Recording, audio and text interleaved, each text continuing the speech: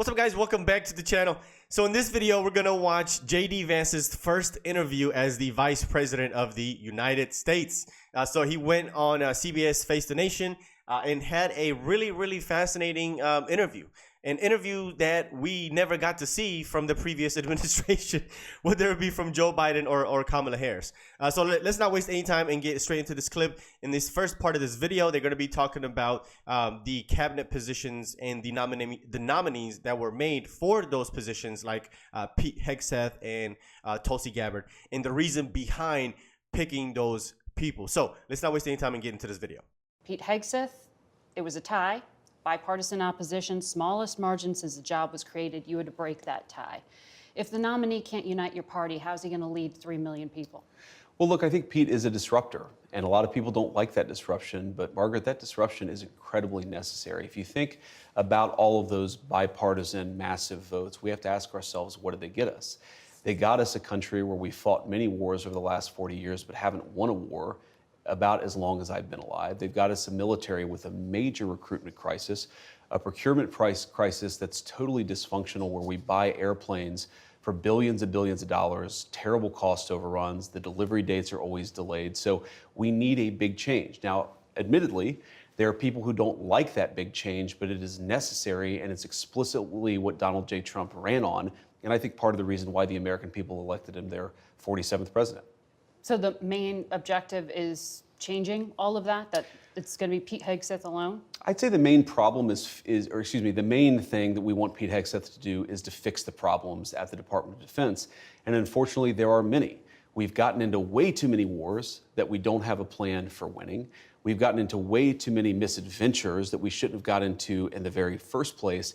And our procurement process, Margaret, is incredibly broken. We're in an era. Decisions. Well, of course, they're policy decisions, but they're also logistical and implementation decisions. If you look at where we are with the rise of artificial intelligence, with the rise of drone technology and drone warfare, we have to really, top to bottom, change the way that we fund the procurement of weapons, the way that we arm our troops. This is a major period of disruption, and we think Pete Hegseth is the guy to lead the job.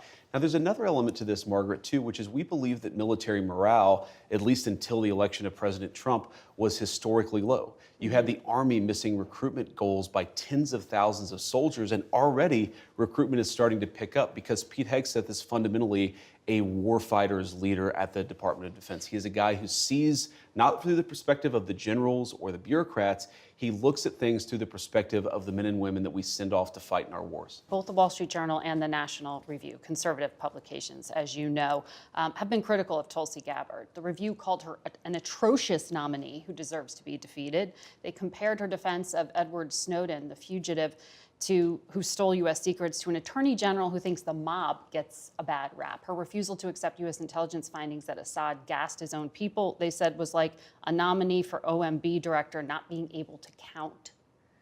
Does any of this give you pause putting her in charge of the U.S. intelligence community? Yes or no? No, Margaret, look, these are publications that attacked Donald J. Trump obsessively, but those publications don't determine who the president is, the American people do. Him. And Donald J. Trump is the person who determines who his cabinet is, not these publications that I think, frankly, have lost relevance. The Senate will ultimately decide. Well, the Senate will provide advice and consent, as is its constitutional obligation, but I feel confident that Tulsi Gabbard will ultimately get through.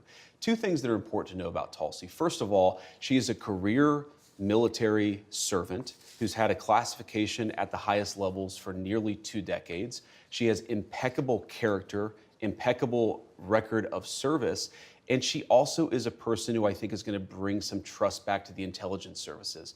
The bureaucrats at our intelligence services have gotten completely out of control. They've been part of the weaponization of our political system, the weaponization of our justice system. We need to have good intelligence services who keep us safe, but part of that is restoring trust in those services, and we think Tulsi is the right person to do it. That's she why doesn't the president trust those intelligence services. She recognizes that the bureaucrats have gotten out of control, and we need somebody there who's going to rein them in and return those services to their core mission of identifying information that's going to keep us safe.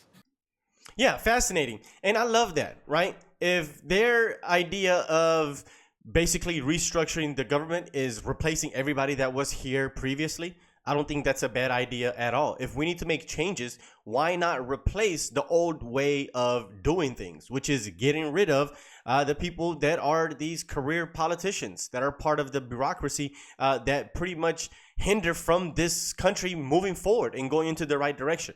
So picking people like Pete Hegseth and Tulsi Gabbard, if people are crying about that, especially the legacy media, especially these establishment politicians, if they're crying about it, just know that it was the right decision. So now let's go into this next part where they're going to talk about the economy and more specifically how Donald Trump's policies and his new executive orders are going to lower the cost of goods and the cost of living.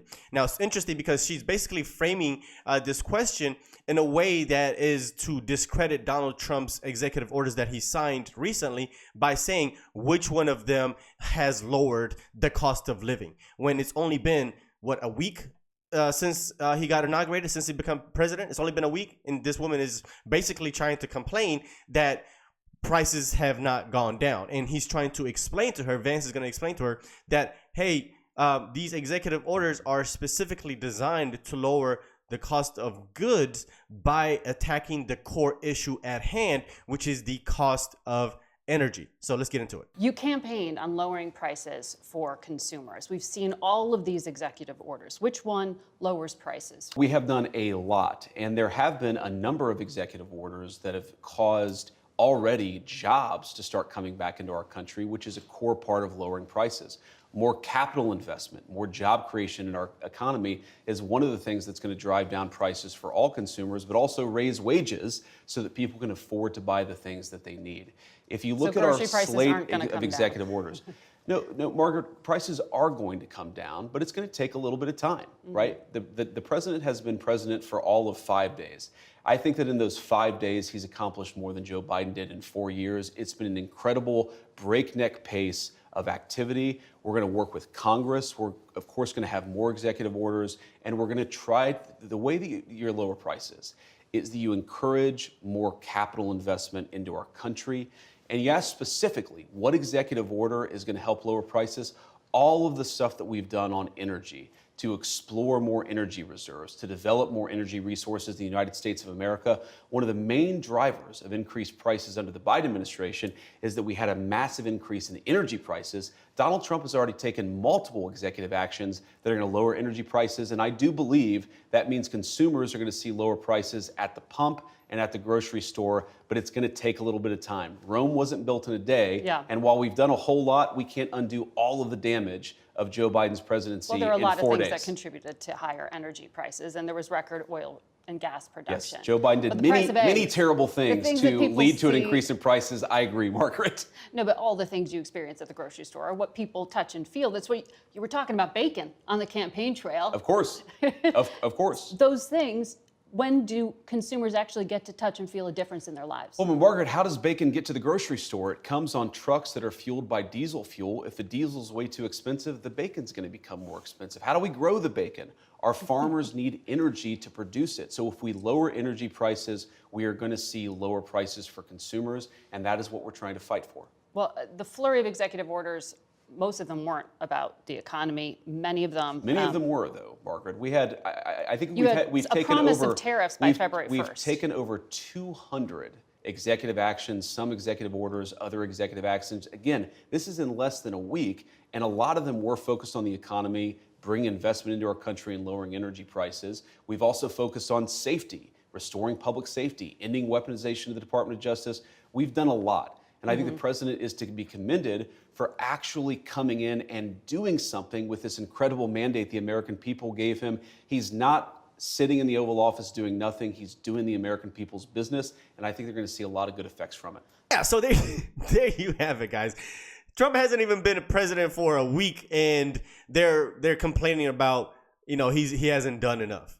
This is hilarious. Where were you guys when the Biden administration was literally doing nothing?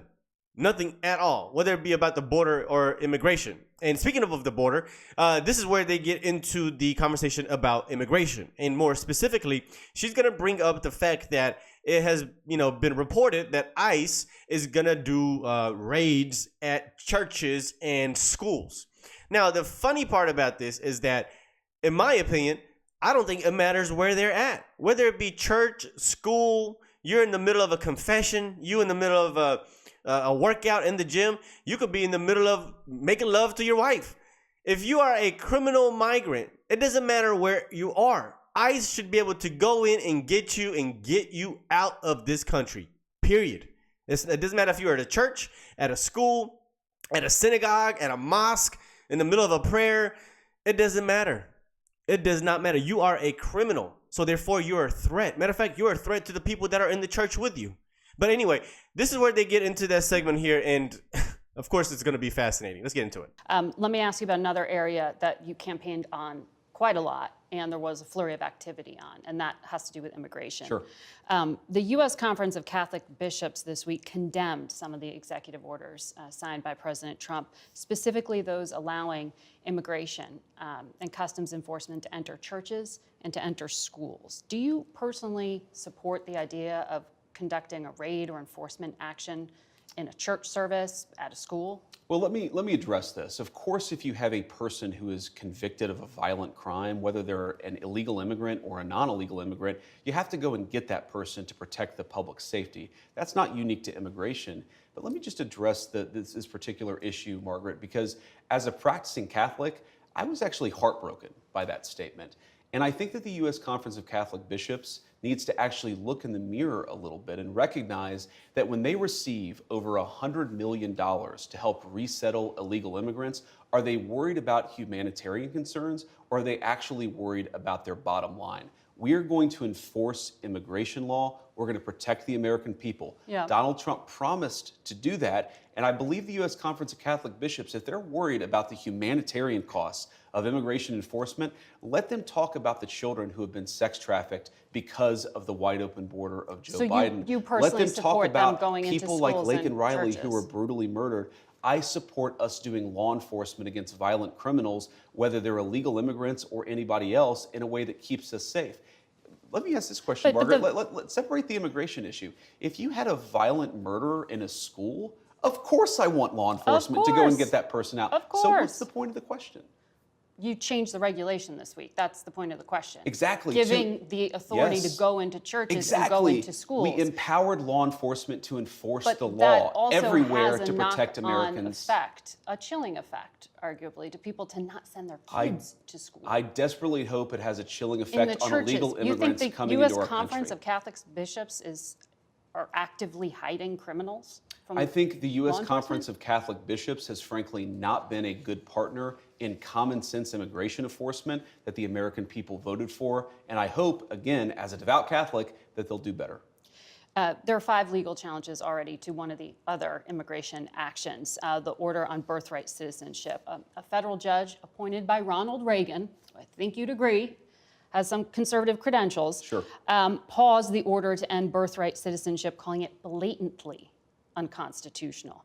How do you reconcile this challenge to the 14th Amendment to the Constitution? So I obviously disagree with that judge, and these things, some of them will be litigated. That's the nature of our constitutional system. But here's the basic idea of President Trump's view on this.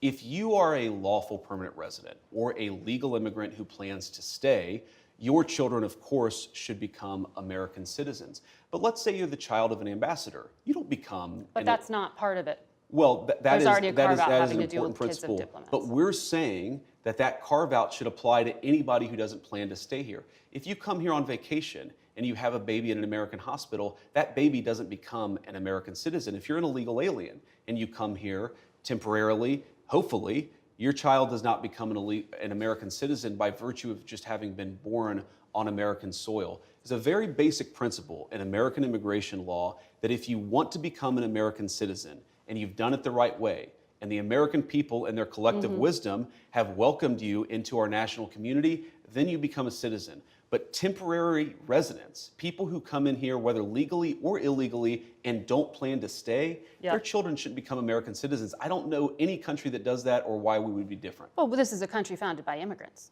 Well, this is a country This is a founded unique by... country. This is a very unique country, and it was founded by some immigrants and some settlers, but just because we were founded by immigrants doesn't mean that 240 years later that we have to have the dumbest immigration policy in the world. No country says that temporary visitors their children will be given complete access to the benefits and blessings of American citizenship. America should actually look out for the interests of our citizens first. And that means, again, if you're here permanently and lawfully, your kid becomes an American citizen. If you're not here permanently, if you're not subject to the jurisdiction of the United States and don't plan to be, why would we make those people's children American citizens permanently?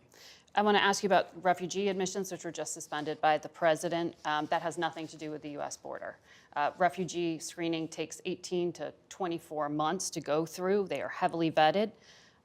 Left literally at the airport this week were thousands of Afghans, some of whom had worked with the United States government and were promised to come here. When you talked to us in August, you said, I don't think we should abandon anybody who's been properly vetted and helped us. Do you stand by that? Well, Margaret, I don't agree that all these immigrants or all these refugees have been properly vetted. In fact, we know that there are cases of people who allegedly were properly vetted and then were literally planning terrorist attacks on our country. That happened during the campaign, if you may remember. So clearly not all of these foreign nationals have been properly vetted. But there are 30,000 people in the pipeline, Afghan refugees. But my primary concern as the vice president, Margaret, is to look after the American people. And now that we know that we have vetting problems with a lot of these refugee programs, we absolutely cannot unleash thousands of unvetted people into our country. It's not good. These people are vetted. Just like the guy who planned a terrorist attack in Oklahoma a few months ago, he was allegedly properly vetted, and many people in the media and the Democratic Party said that he was properly vetted. Clearly he wasn't.